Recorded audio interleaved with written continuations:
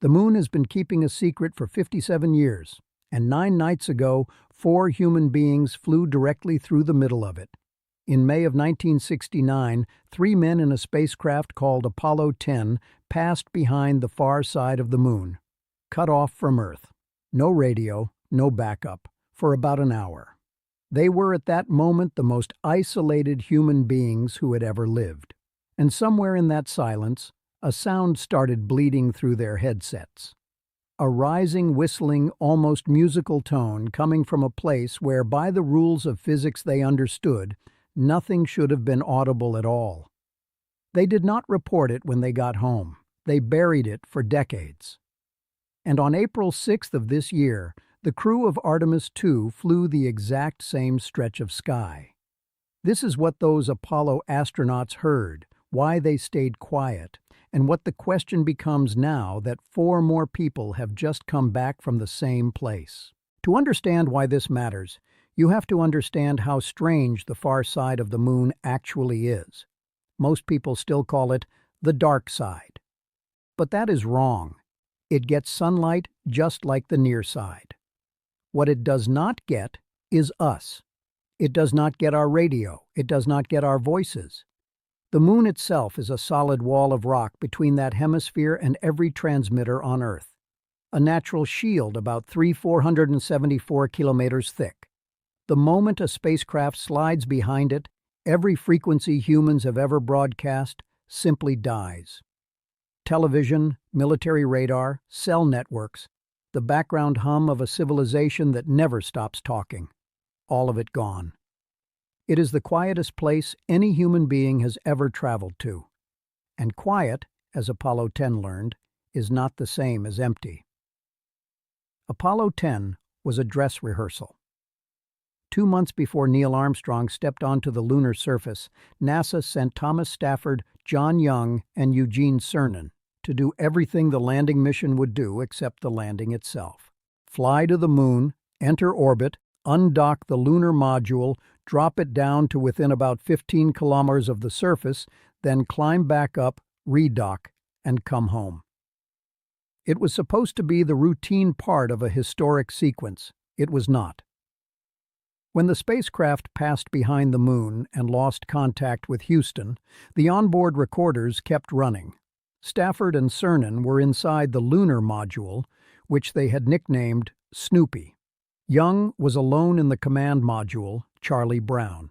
And at some point during that radio blackout, a tone started coming through their headsets. Not a click, not a pop, not the ambient static that astronauts had been trained to ignore.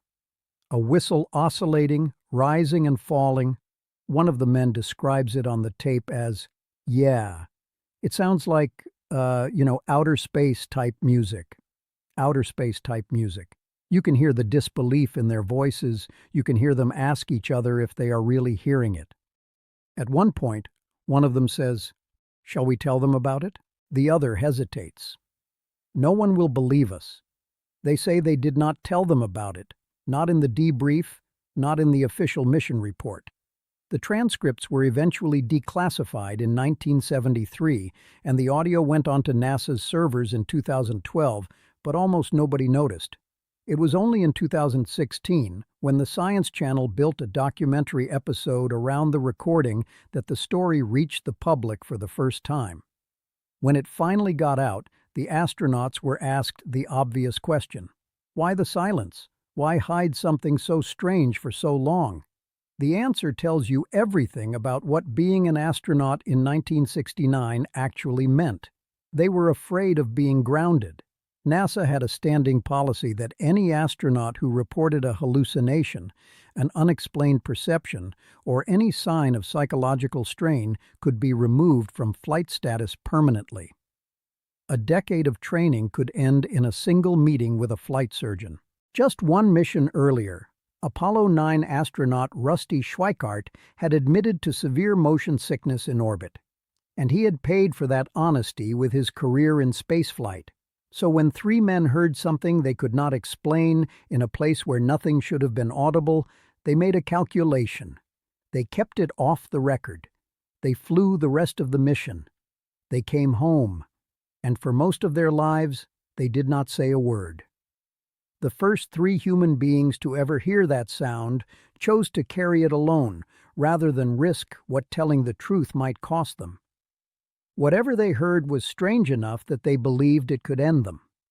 Here is a detail that complicates the story further, and almost nobody outside the historical record talks about it. Apollo 10 was not the only crew that heard the whistle. 2 months later, Apollo 11 flew the same path. When Michael Collins was left alone in the command module while Neil Armstrong and Buzz Aldrin descended to the surface, he heard it too. He wrote about it in his memoir, Carrying the Fire. His description, almost word for word, is a strange noise in my headset. Now, an eerie woo-woo sound. The difference was that Collins had been briefed ahead of time. NASA technicians had already worked through the Apollo 10 recordings by the time Apollo 11 launched, and they had given Collins a warning and an explanation before he climbed aboard the rocket. "Had I not been warned about it," Collins wrote, "it would have scared the hell out of me." That single sentence is the quiet heart of the whole story. The most famous astronaut to fly solo around the far side of the moon heard exactly what Apollo 10 heard, and the only thing that kept him calm was being told in advance that a known hardware quirk would make it happen. Other Apollo crews on later missions reported similar tones. Apollo 8, however, did not. And Apollo 8 is the mission that turns this whole question into a real puzzle instead of a ghost story because it provides the one piece of evidence that actually tests the engineering explanation. Apollo 8 flew to lunar orbit in December of 1968, 5 months before Apollo 10. It was the first crewed mission to ever reach the moon.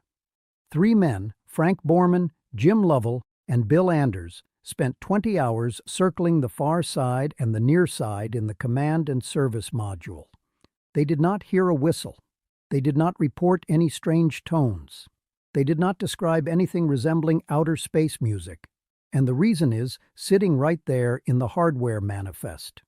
Apollo 8 did not carry a lunar module. It was a command and service module alone, with 1 VHF radio system, not 2. No second transmitter, no neighboring antenna to create a beat frequency with. The tone that Apollo 10 heard, that Apollo 11 heard, that later missions heard, never appeared on the one lunar flight that had no second radio to produce it. That is the cleanest piece of evidence the interference theory has ever had. It is also the reason most engineers who have worked on Apollo communications hardware consider the mystery effectively solved. 2 transmitters on close frequencies inside a few hundred meters of each other, combined with the unusual reflection properties of flying a few kilometers above rough lunar terrain, equals an audio artifact that sounds like whistling, because that is what radio beat frequencies sound like to a human ear. Add the psychological weight of being on the far side of the moon, cut off from Earth in a brand new spacecraft, and the experience scales from a minor audio glitch to something that felt paranormal to the men living it. So, what was it? The official NASA explanation, once the story was forced into the open, was exactly this. The command module and the lunar module were flying close to each other, each running its own VHF radio system on similar frequencies. When 2 transmitters sit near one another and their signals drift into the same narrow band, they can create a beat tone, a kind of oscillating interference that sounds to a human ear like a whistle or a musical note. It is a clean theory. It is almost certainly correct. It also is not the whole story, or at least that is the position held by a small number of people who were in the program and never quite accepted it. Al Worden, the Apollo 15 command module pilot, never did. The Apollo 10 crew knew exactly what their equipment sounded like. Worden said later, if they heard something unusual, there was probably something unusual to hear.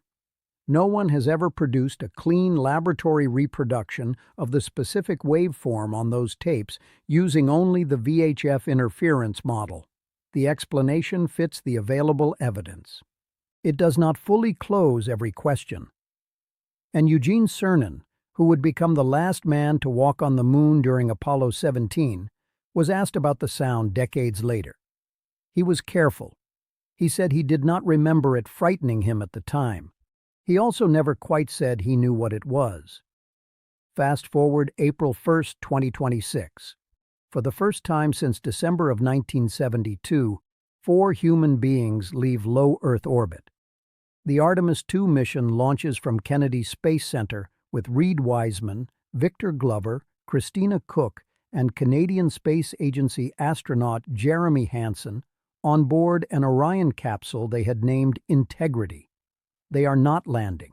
They are flying a free return trajectory around the moon, a 10-day loop up, around, back, a modern rehearsal for the surface missions that will follow. On April 6th, 5 days into the flight, they passed behind the moon. They lost contact with Houston, and for the next several minutes, they drifted through the same silence that had surrounded Apollo 10 in 1969, except they went further.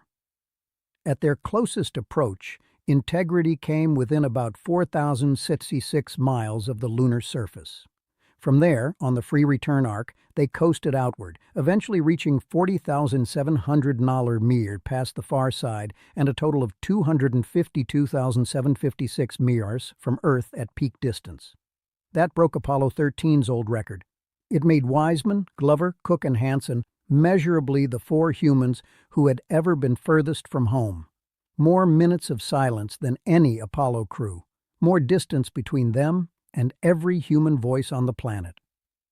If anything unusual exists in that region, they had a longer, quieter window to hear it than anyone before. What they saw in that window, we already know. During their closest approach, the sun dipped behind the moon and produced a total solar eclipse that lasted nearly an hour. The far side, already dark, went darker. And for the first time in the history of human spaceflight, astronauts got to look at the unlit surface of the moon with their eyes adapted to near absolute darkness. That is when they started seeing the flashes, small white to bluish white. A millisecond each, as Wiseman would later describe them. About as long as a camera shutter opening and closing, pinpricks of light, in Jeremy Hansen's words, scattered across the dark regolith below them. Micrometeorites slamming into the surface at tens of kilometers per second, vaporizing on impact, producing brief, brilliant pulses that no spacecraft camera was fast enough to catch. The crew counted at least 6. Back in Houston, when the descriptions came through, lunar science lead Kelsey Young has said there were audible screams of delight from the science team. Nobody had expected the crew to see any. They saw 6. That is what the Artemis II crew has publicly said. They observed in the silence flashes. They could describe and quantify data that mission scientists could triangulate against orbital satellite records. Science that future lunar bases will depend on, since a pebble moving at 30 kilometers a second can puncture a habitat wall as easily as it vaporizes on impact. What the crew has not said, at least not yet, is anything about sound. Nobody has mentioned a whistle.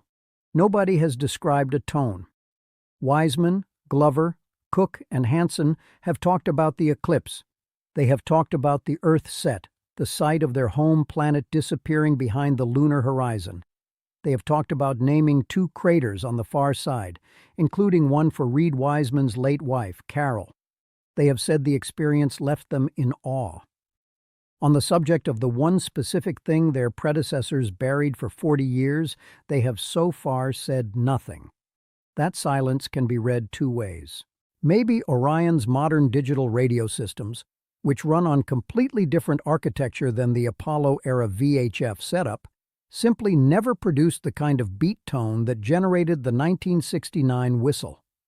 The interference theory predicts exactly this. Different hardware, no hardware artifact, no tone, case closed.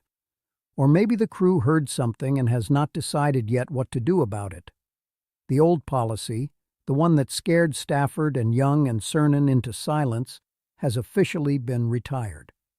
Astronauts today are told that anomalous observations are scientific data, not disqualifying events. Whether that policy holds when a specific astronaut with a specific career at stake has to actually make the call is a question NASA has never really tested in public.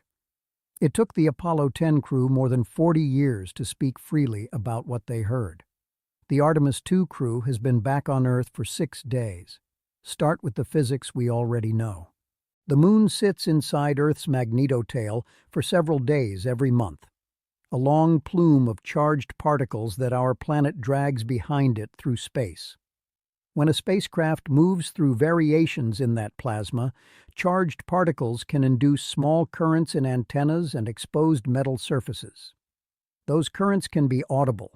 You would hear them as low rushing sounds, clicks, occasionally as tones. If the geometry is right, every Apollo crew almost certainly picked up some of this, and the Artemis II crew almost certainly did too. But plasma noise is broadband and chaotic. It sounds like a river, not a flute. It does not explain a clean oscillating whistle that changes pitch like a voice. There is also the Moon itself. Apollo 17 seismometers deployed in 1972 picked up events called moonquakes, and some of the deep ones produce infrasound vibrations below the range of human hearing. Recent analysis of the old Apollo seismic archive, cross-referenced against observed impact flashes, has identified roughly 1,700 impact-related moonquakes in the historical record. Some were powerful enough to roll boulders downhill. The largest could collapse crater walls. Infrasound from events like those can, under certain conditions, couple into spacecraft structures and create audible resonances inside a pressurized cabin. Could a large moonquake, timed precisely, have driven the Apollo 10 acoustic environment for a few minutes? It is a stretch. The energy levels involved are tiny at the altitudes the crew was flying. It is not impossible. And then there are the answers that are less comfortable. The far side of the Moon has only been mapped in serious detail for the last 20 years. Orbiters have found magnetic anomalies there, patches of crust that still carry residual magnetization from a lunar core that died billions of years ago. Some of those features are strong enough to deflect the solar wind locally, creating small bubbles of unusual plasma behavior that nobody has fully cataloged yet. Whether any of it could translate into audible signals inside a crewed spacecraft is not known. Nobody has run the experiment. Apollo 10 was the experiment. Artemis II, whether the crew realized it or not, was the rerun. If you want to go one step further into territory current science does not have clean tools for, you can ask the question that the astronauts themselves seem to be asking on the tape. What if the sound was not from their equipment at all? Not in the sense that anyone serious thinks there are voices coming from inside the Moon, but in the sense that there are electromagnetic phenomena at frequencies humans rarely listen on, and we have not cataloged most of them yet. Every time a new instrument looks at a familiar object on a new wavelength, it finds something nobody expected. Pulsars, fast radio bursts, the hum of the solar wind hitting the heliopause. Every one of those was, before its discovery, a strange sound coming from somewhere it was not supposed to come from. Imagine being Christina strapped into a seat inside Integrity. The Moon filling your window on one side, Earth gone from sight entirely on the other. The cabin is quiet. The radios are dead. The only voices in the universe within range of your ears are the 3 other humans floating beside you. Below, on the darkened surface, pinpricks of light are flaring and vanishing, each one a rock the size of a fist or a fingernail disintegrating at $30,000 ms. And somewhere in that silence, maybe a tone starts rising, falling, steady enough to notice, strange enough that you look at the person next to you to see if they heard it too. That is what Apollo 10 described. That is what Apollo 11's lone occupant heard and wrote about in a memoir. Whether it happened again on April 6, 2026 is something only 4 people on Earth currently know, and they have not said. There is a reason this story has traveled. It is not because anyone serious thinks the moon is haunted. It is because it touches something honest about what exploration actually feels like. We imagine our astronauts as technicians with perfect equipment, armored in procedure, shielded from the unknown by checklists and training. The real experience is closer to what Stafford, Young, and Cernan lived through. You go somewhere no human has been. Your equipment does something you cannot explain. You have to decide in real time whether to trust what you are hearing or to trust the system that trained you to doubt it. Whatever you choose, you live with. The far side of the moon is not the darkest place humans have ever been. It is the quietest. And quiet has a way of surfacing things that noise hides. Integrity came back carrying the most sophisticated recording equipment ever flown past the moon on a crewed mission. Its data is now being pulled apart frame by frame, byte by byte, by engineers at Johnson Space Center. Whatever the crew heard or did not hear is on those drives. Whether any of it makes it into the public record depends on what the mission analysis shows, what the astronauts decide to say, and what NASA decides to release. Maybe the archives will come back clean. The VHF interference theory will finally be confirmed 57 years late by the absence of the same tone on hardware that cannot produce it. That would be a quiet scientific victory, the kind that rarely makes headlines but closes a case that has been open since Cernan whispered about outer space music into a voice recorder. Maybe the archives will come back with something instead, a signature that does not match any known source. A frequency nobody predicted. Something that sends engineers back to the 1969 recordings with new questions instead of old answers. Maybe Wiseman, Glover, or Hansen, weeks or months or years from now, will be asked the question directly in an interview and will answer it honestly. Maybe they will say exactly what Cernan used to say, which was nothing in particular, delivered with a careful look. We built a narrative decades ago about what it means to go to the moon. Triumph, technology, mastery, flags, and footprints. That narrative has always had a quieter counterstory running underneath it. One the astronauts themselves mostly refused to tell. They were not just visiting a dead rock. They were dipping into a place that did things they could not always account for. Equipment behaved oddly. Instruments picked up signals. Headsets played tones that did not match the engineering diagrams. Micrometeorites punched brief, bright holes in the darkness below them.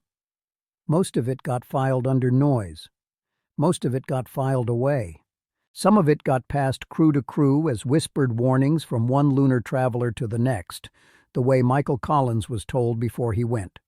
Now, for the first time in more than half a century, 4 humans have just returned from that same stretch of silence with better microphones than any crew before them. Whatever is out there behind the moon, it has been there the whole time. We just stopped listening for about 5 decades. 6 days ago, we started again. And if the pattern holds, whatever those 4 people actually experienced in their quiet hour behind the moon, we will not hear all of it today. We may not hear all of it this year. We may have to wait until one of them a long time from now decides it is finally safe to say. And that's it for this video. Thanks for watching, and I'll see you in the next one.